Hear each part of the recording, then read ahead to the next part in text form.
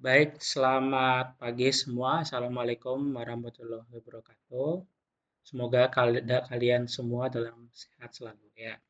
Oke, pada hari ini saya akan memaparkan terkait dengan mata kuliah perencanaan program promosi kesehatan terkait dengan evaluasi dan keberlanjutan program. Bagaimana kita mengevaluasi dan memikirkan bagaimana keberlanjutan program promosi kesehatan. Ya. Nah, adapun tujuan pembelajaran pada materi hari ini, di mana ada 4 ya, setelah mengikuti perkuliahan hari ini, diharapkan mahasiswa itu mampu, yang pertama, itu menjelaskan ya, menjelaskan konsep konsep evaluasi program promosi. Bagaimana kita cara mengevaluasi gitu, ya. Lalu yang kedua, bagaimana kita cara menganalisis keberlanjutan program, ya, agar agar kalian tidak hanya membuat program, selesai gitu. Kalian juga harus memikirkan bagaimana keberlanjutan programnya ini juga, ya. Lalu yang ketiga, untuk memahami ya peran kepemimpinan dalam perubahan, ya. Bagaimana peran pemimpin itu untuk melaksanakan perencanaan ya, perencanaan program khususnya di bidang promosi kesehatan. Dan untuk menciptakan perubahan. Ya, perubahan dalam hal ini bagaimana dia itu yang awalnya masih berpikir paradigma sakit menjadi berubah menjadi paradigma sehat. Misalkan. Ya, lalu yang keempat itu strategi sustainabilitas ya. Bagi merancang strategi sustainabilitas program ya. Itu bagaimana kita merancang agar program itu sustainable terus ya, berkelanjutan terus-menerus seperti itu. Ya, ada jangka pendek, jangka menengah, dan jangka panjangnya. Seperti itu. Ya, setelah diikuti perkuliahan ini diharapkan mahasiswa mampu ya untuk melakukan 4 hal ini. Ya. Oke, dimulai dari konsep evaluasi program ya. Evaluasi. Apa itu evaluasi? Itu adalah proses sistematis ya. Proses sistematis untuk menilai efektivitas program. Ya, untuk menentukan apakah tujuannya sudah tercapai nggak, gitu ya, dan menjadi dasar pengambilan keputusan. Ya, biasanya kalau kita tuh ada target biasanya ya. Kalian kan buat matriks itu ada target. Targetnya sekian, capaiannya sekian. Misalkan targetnya 90%, oh ternyata capaiannya masih di bawah 90%. Nah, itu mungkin sebagai bahan evaluasi untuk kalian, gitu ya, untuk yang melaksanakan program.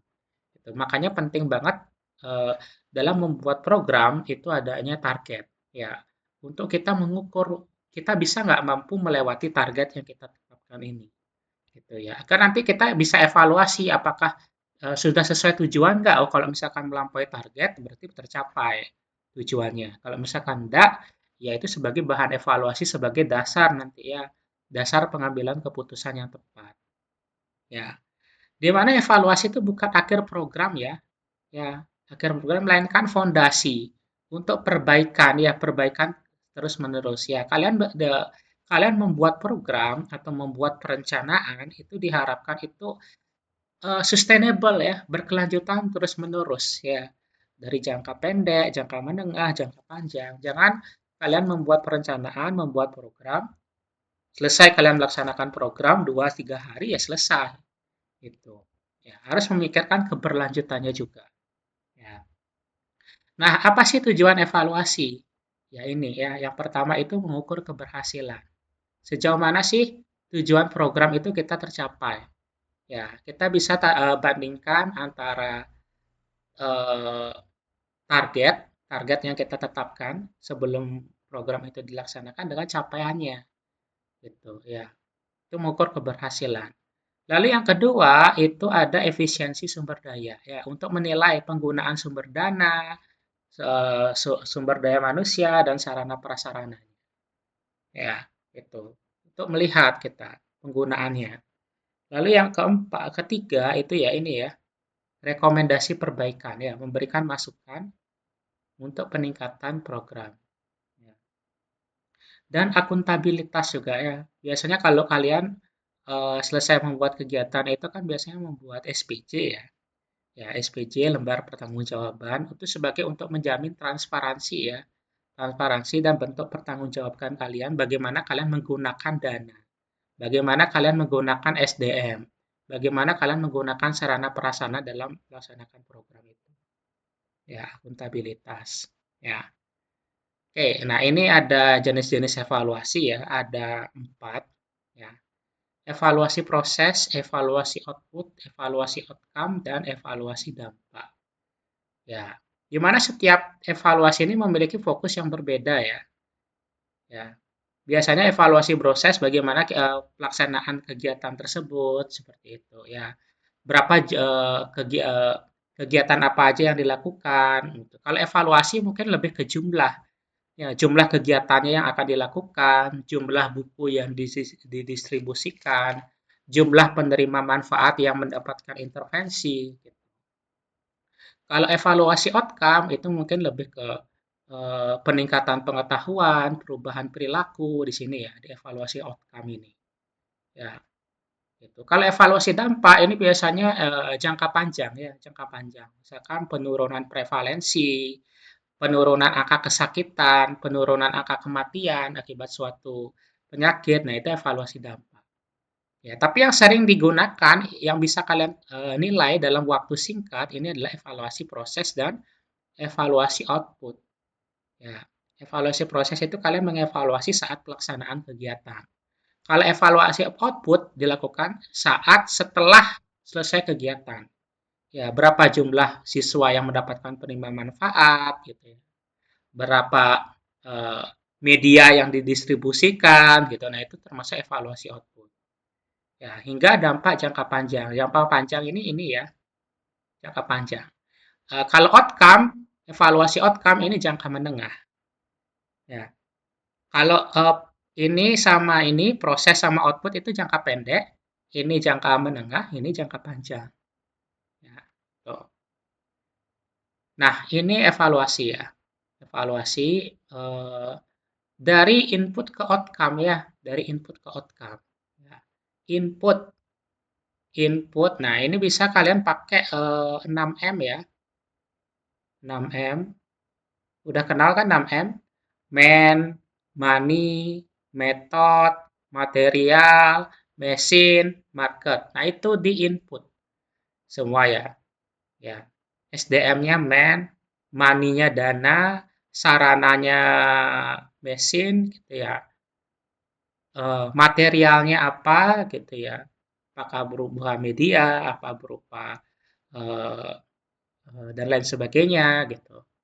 Marketnya siapa, sasarannya siapa, ini semua di input. Ya, di input. Prosesnya bagaimana? Nah, ini terkait dengan proses pelaksanaan kegiatan. Ya, kalian bisa menjabarkan beberapa kegiatan di sini nanti. Ya. Setelah itu ada namanya output. Output itu terkait dengan jumlah ya. Jumlah peserta yang mendapatkan intervensi, jumlah sekolah yang mendapatkan intervensi gitu ya. Jumlah guru yang dilatih gitu misalkan. Jumlah kader yang dilatih. Nah, itu di output. Output itu adalah hasil ya, hasil dari hasil kegiatan ya yang kalian bisa ukur langsung ketika program kalian itu selesai. Kalau outcome itu ke perubahan perilaku ya.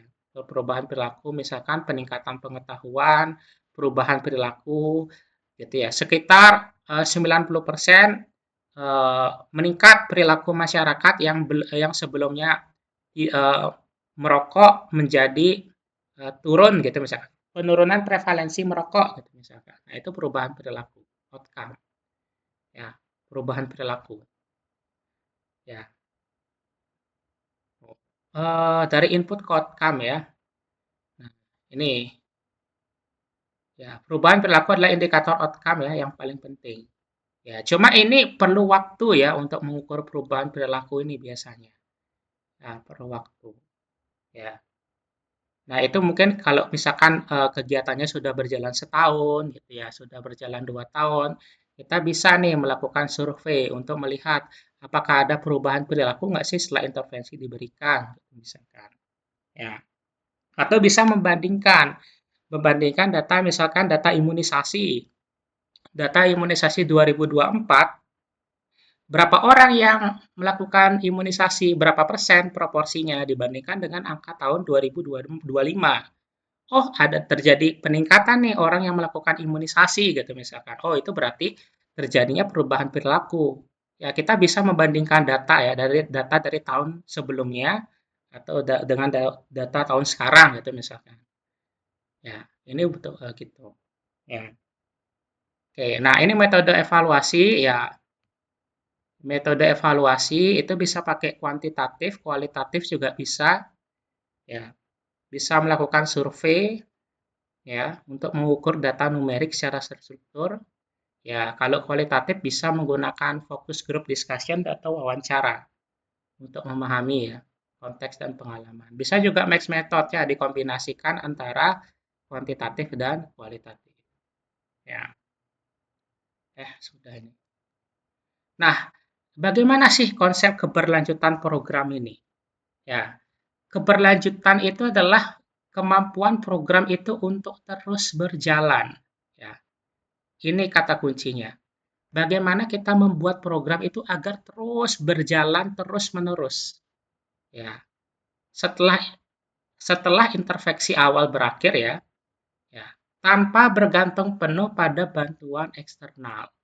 Ya, kita menjalankan program pasti ada butuh gini ya, butuh input ya, dana, sumber daya gitu. Nah, kalau misalkan programnya kalian jalankan, mungkin masih ada dananya atau masih dana SDM-nya. Kalau misalkan udah selesai, nah bagaimana kalian memikirkan program itu terus berjalan? Ya, siapa yang nanti akan, kalau misalkan kalian memikirkan juga, kalau misalkan saya udah selesai melakukan intervensi di sini, siapa yang nanti akan melanjutkan program ini? Gitu. Ya, siapa yang nanti akan melanjutkan? Dananya dari mana? Nah, itu harus dipikirkan juga. Ya, terkait dengan keberlanjutan program. Misalkan kalian bisa memberdayakan kader di sana, memberdayakan orang tua di sana, gitu ya. Sebagai gini, perpanjangan tangan kalian, ya, melakukan pengembangan program, ya, atau perencanaan. Nah, ini ke dimensi keberlanjutan program ya. Yang pertama itu pasti ada finansialnya. Finansial, ada dana untuk melaksanakan agar program itu bisa jalan terus-menerus ya. Lalu yang kedua ada adanya dukungan ya, dukungan dan kapasitas dari organisasi pelaksana gitu. Mau nggak mereka? Nah, itu perlu adanya dukungan ya. Ini berkaitan dengan kepemimpinan juga. Nanti kita akan bahas bagaimana kita meyakinkan eh, meyakinkan pemangku kebijakan di sana untuk mereka mau melaksanakan program yang kalian rencanakan secara berkelanjutan, secara sustainability, seperti itu. Ya, yang ketiga itu sosial, bagaimana partisipasi aktif masyarakat itu dalam program. Ya, dan yang keempat teknis ya, kapasitas teknik SDM itu dalam menjalankan program. Ya, perlu ada pembekalan, perlu adanya pelatihan kepada SDM ya. SDM di sini tuh yang ada di organisasi pelaksana. SDM di sini tuh yang ada di organisasi pelaksana. Gitu. Ya. Bisa kadernya, bisa pegawainya dan lain sebagainya. Ya, di mana kalian melakukan eh, program tersebut. Gitu. Nah, ini ada faktor penentu keberhasilan ya. Nah, keberlanjutan program ini ya, yang di tengah, keberlanjutan program ini dipengaruhi oleh empat, empat faktor ini ya. Yang pertama ini, komitmen dari stakeholder, ya, pemangku kepentingannya. Mau nggak mereka berkomitmen untuk menjalankan program yang kalian rencanakan? Kalian, walaupun kalian sudah memberikan contoh, misalkan ya 2 atau 3 hari, nah bagaimana kalian berkomitmen ya agar pada stakeholder itu untuk mereka mau menjalankan program kalian secara terus-menerus. Gitu. Perlu yang kedua itu ada namanya dukungan kebijakan ya. Dukungan kebijakan melalui adanya kalian misalkan contoh memberikan edukasi kawasan tanpa rokok gitu misalkan. Ya, perlu ada kawasan tanpa rokok di tempat kerja gitu misalkan. Nah, dukungan kebijakannya dari tempat kerjanya misalkan dia memberikan aturan, aturan internal.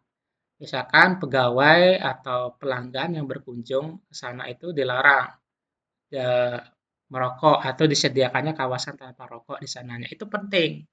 Ya, berarti mereka mau mendukung kebijakan kayak gitu. Nah, lalu yang ketiga ini ya ada sumber daya. Sumber daya, ya. Sumber daya. Siapa yang melaksanakan nanti? Ya, ada nggak dananya? Gitu ya. Nah, ini berkaitan dengan advokasi ya, bagaimana kalian mempengaruhi si stakeholder ini untuk menyediakan sumber daya, baik itu dana, baik itu SDM, baik itu material gitu ya, diperlukan untuk keberlanjutan program. Dan yang keempat ini ya terkait dengan keterlibatan masyarakat. Bagaimana masyarakat itu mau terlibat secara terus-menerus dalam keberlanjutan program. Mereka antusias nggak untuk kalau misalkan program ini dijalankan terus-menerus gitu. Sama seperti MBG ya. MBG itu apakah nanti programnya akan terus berlanjut? Kalau misalkan presidennya ganti, apakah terus berlanjut? Seperti itu. Ya, makanya itu penting adanya keterlibatan masyarakat. Masyarakat mau nggak melanjutkan program ini? Gitu. Ya. Nah, ini ya kunci keberhasilan jangka panjang. Ya, membutuhkan sinergi ya. Ya ini antara komitmen, stakeholder, kebijakan yang mendukung, sumber daya, dan keterlibatan aktif masyarakat. Nah, empat peran ini saling berkaitan untuk ya ini adanya keberlanjutan program. Di mana ya ini ya kepemimpinan ya diperlukan kepemimpinan sebagai penggerak ya penggerak utama dalam faktor keberlanjutan ini. Berarti ya ini faktor yang dominan ya komitmen stakeholder dan ini dan faktor kepemimpinan yang paling karena kan gini ya tergantung pemimpinnya mau nggak melaksanakan mau nggak melanjutkan gitu kalau misalkan ganti presiden atau ganti gubernur ganti bupati mau nggak pemimpin yang baru itu melaksanakan program sebelumnya bupati atau wali kota sebelumnya gitu misalkan gitu. Nah itu penting untuk terkait dengan keberlanjutan program agar program itu nggak sekali ganti gitu ya agar terus berkesinambungan ya. Nah ini kita berbicara terkait kepemimpinan ya terkait perubahan dan keberlanjutan program progres ya. Nah kepemimpinan dalam program progres ya gimana sih peran pemimpin ya. Nah kalian sebagai lulusan promosi kesehatan itu penting juga memiliki peran pemimpin. Ya, karena kalian sebagai ujung tombak preventif dan promotif di masyarakat nanti. Bagaimana cara kalian untuk mempengaruhi ya, mempengaruhi dan menggerakkan perubahan, menggerakkan masyarakat, ya, mengarahkan tim, ya, ya, untuk menuju dengan tujuan ya kesehatan masyarakat yang lebih efektif, ya, itu, ya. Pemimpin yang kuat ya. Pemimpin yang kuat adalah kunci keberhasilan prokes dalam jangka panjang. Ya, dalam jangka panjang. Nah, diperlukannya peran pemimpin. Makanya saya minta kalian kalau bisa selama mengikuti perkuliahan ini diharapkan kalian ikut organisasi. Ya, untuk melatih kepemimpinan kalian atau enggak misalkan PIC setiap mata kuliah di setiap semester tuh diganti-ganti atau enggak mungkin ketua kelasnya mungkin diganti-ganti. Ya, agar kalian itu merasakan jadi pemimpin itu seperti apa sih? Tuh, ya. Nah, tipe pemimpin itu ada macam-macam ya.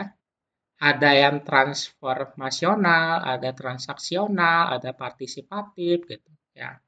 Kalau transformasional itu ya ini biasanya dia menginspirasi gitu ya, meningkatkan motivasi tim gitu ya, berfokus pada inovasi dan visi jangka panjang biasanya. Ya, gitu.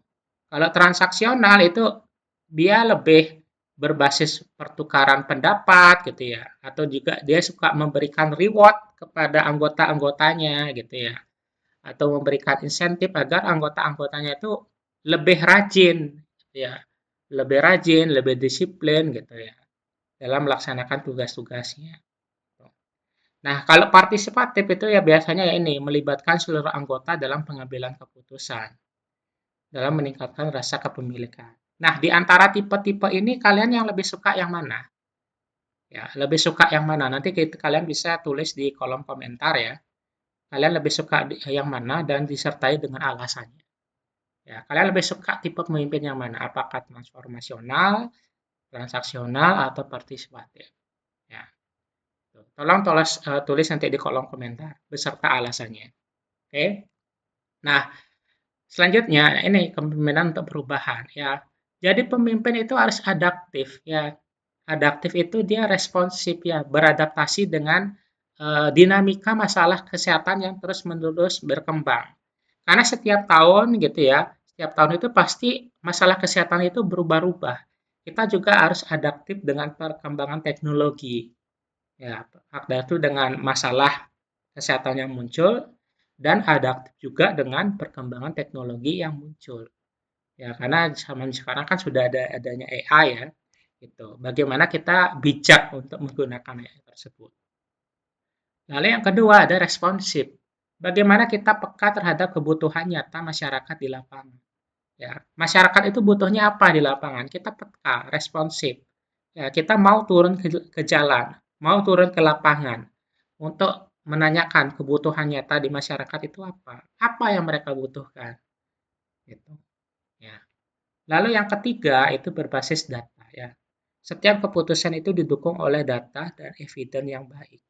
Ya, bagaimana kita membuat program atau membuat kebijakan itu berbasis evidence, ya, didukung oleh data. Nah, ini strategi keberlanjutan program ya. Ada 4, ada integrasi pemerintah ya, bagaimana kita menyelaraskan program yang kalian buat dengan kebijakan dan anggaran pemerintah daerah. Ya. Kalian disesuaikan dengan visi misi pemerintah daerah. Misalkan kalian ingin membuat suatu rencana di Jember gitu, misalkan kalian bisa menyelaraskan dengan visi misi atau kebijakan yang ada di Kabupaten Jember gitu ya, disesuaikan. Oh, ini ada ini nih misalkan ada visi misi Jember salah satunya terkait dengan penurunan stunting gitu ya, melalui dengan adanya program MBG gitu salah satunya. Nah, kalian bisa itu mengintegrasikan program yang kalian buat dengan MBG gitu misalnya, agar tujuannya itu selaras untuk menurunkan prevalensi stunting gitu misalkan. Ya. Mengintegrasikan rencana program kalian dengan program pemerintah. Lalu yang kedua itu penguatan kader ya. Bagaimana kalian meningkatkan kapasitas dan kompetensi kader ya. Lalu dengan kader kesehatan ya, kesehatan lokal. Ya, melalui pelatihan, melalui transfer knowledge dengan kader dan lain sebagainya. Yang ketiga itu kemitraan ya, lintas sektor. Kolaborasi dengan berbagai pemangku kepentingan gitu ya. Dan yang keempat itu pemanfaatan teknologi. Ya, ya makanya zaman sekarang tenaga kesehatan itu harus eh, melek ya dengan teknologi, jangan gaptek.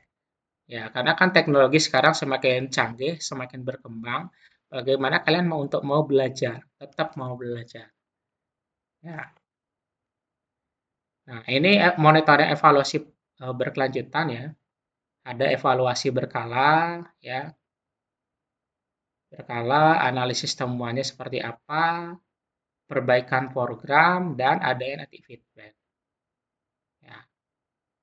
Mengapa ini penting ya? Karena siklus evaluasi itu konsisten ya untuk memastikan program itu tetap relevan, efektif, dan mampu beradaptasi terkait dengan perubahan kebutuhan masyarakat yang kontinu. Kontinu itu berubah-ubah. Ya, gitu. Nah, ini ya tantangan dan inovasi keberlanjutan ya. Tantangan terutama di promosi kesehatan, ya tantangan utamanya ini ya, biasanya terkait dengan dana.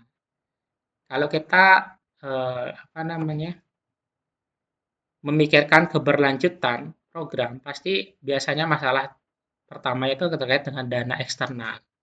Ya mungkin ya ini peran kita untuk melakukan lobbying, ya lobbying kepada instansi terkait untuk mau mengalokasikan dana terkait mau melaksanakan atau mau melanjutkan program gitu. Ya, sering terjadi pergantian pemimpin juga. Ya, pemimpin yang baru tidak mau melanjutkan program yang sudah digagas oleh pemimpin yang lama gitu. Ya, itu juga sering. Dan rendahnya partisipasi masyarakat juga. Ya, ini juga sering terjadi. Tantangan utama. Ya. Nah, inovasinya apa? Nah, ini kalian bisa membuat ya, ini contohnya ya, hal promotion digital gitu ya, melalui promosi-promosi kesehatan di media sosial gitu ya, melalui platform digital dan lain sebagainya. Community, nah ini melalui pendekatan ya, pendekatan komunitas. Misalkan kalian bergabung dengan NGO ya, melakukan pendekatan-pendekatan dan nantinya kader-kader gitu ya, yang akan turun langsung ke lapangan gitu ya. Kalian perlu ada perpanjangan tangan untuk menjangkau masyarakat. Ya. Dan ada namanya social entrepreneurship ya. Nah, ini kayak apa ya? Contohnya itu kayak misalkan mempekerjakan disabilitas gitu ya. Mengolah sampah menjadi kerajinan. Nah, itu biasanya kayak gitu dia social entrepreneurship. Ya, menyediakan air bersih ya. Di mana fokus utamanya itu adalah memecahkan masalah ya. Kayak kemiskinan, pendidikan, lingkungan, kesehatan ya dengan menggunakan yaitu pendekatan baru biasanya kalau social entrepreneurship itu untuk menyelesaikan masalah. Ya. Nah, ini ada studi kasus ya terkait dengan PHBS berbasis kader, di mana program edukasi PHBS di sebuah desa itu berhasil meningkatkan pengetahuan masyarakat selama 1 tahun. Namun setelah pendanaan eksternal berhenti, program itu mengalami kemunduran yang signifikan. Ya, betul. Nah, setelah dianalisis ada berbagai macam ya eh, yang berkurang. Misalkan kegiatan penyuluhan yang berkurang, karena tidak ada dana sumber daya pengganti setelah dana eksternal habis, kadernya tidak aktif, ya kurangnya insentif kepada kader menyebabkan kader itu kehilangan motivasi. Lalu yang ketiga, tidak adanya dukungan kebijakan desa, ya, di mana program itu tidak diintegrasikan dalam kebijakan desa atau kebijakan pemerintah daerah tersebut. Dan monitoringnya itu tidak berjalan, ya, tidak ada sistem evaluasi mandiri yang dapat bertahan tanpa donor, tanpa dana. Nah, pertanyaannya, eh, ini ya, di sini saya sudah buatkan di link ini ada 2 pertanyaan. Nanti kalian bisa jawab di sini, ya, gitu. Nanti kalian jawab di sini maksimal dikumpul hari ini, ya. 15 menit ya, 15 menit atau 20 menit deh setelah kuliah ini selesai. Harus dikumpulkan di sini. Ya, dijawab di sini. Singkat aja ya, jangan panjang-panjang, ya. Mungkin itu aja. Nah, ini kesimpulannya materi perkuliahan hari ini. Ya, di mana evaluasi itu penting untuk menilai keberhasilan dan efektivitas program promosi kesehatan. Ya, di mana keberlanjutan itu diperlukan strategi ya multidimensi untuk yang melibatkan berbagai pihak. Dan kepemimpinan itu berperan kunci sebagai pendorong perubahan dan menjamin sustainabilitas. Seperti itu. Oke, mungkin itu aja ya materi hari ini. Semoga bermanfaat bagi kalian. Saya tutup dengan selamat pagi. Assalamualaikum warahmatullahi wabarakatuh.